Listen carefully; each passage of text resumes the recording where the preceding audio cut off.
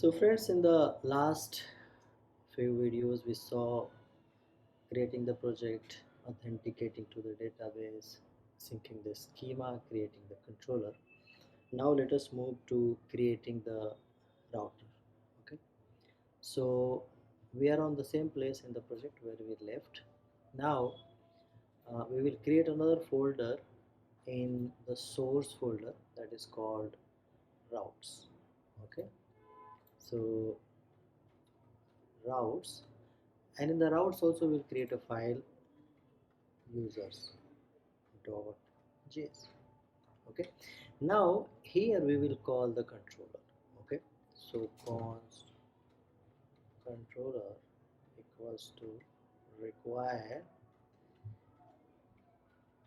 dot controllers and users. Okay, so we did this, but in order to create the route we need the route from the express that we install initially. So const route equals to require express dot router. Okay, so now we have the route object and controller. What we need to do is we need to write route dot post and slash user. Okay, this is the endpoint for the user, and then we need to tell which controller to be used. Controller dot add user. Okay, very simple. The same way we can write route dot get, and in the controller dot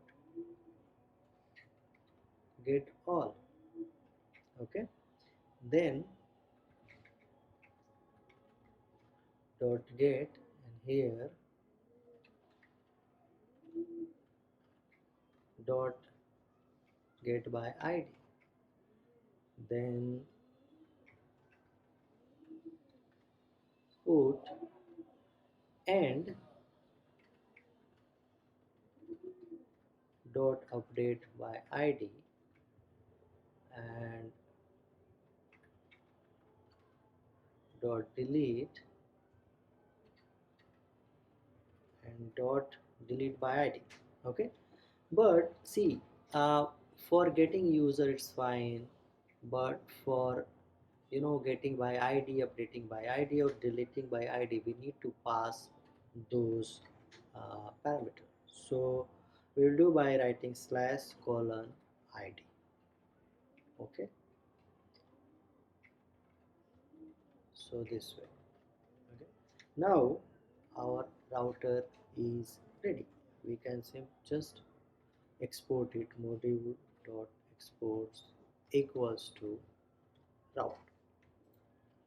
We are done with this also, and if we check it, no change.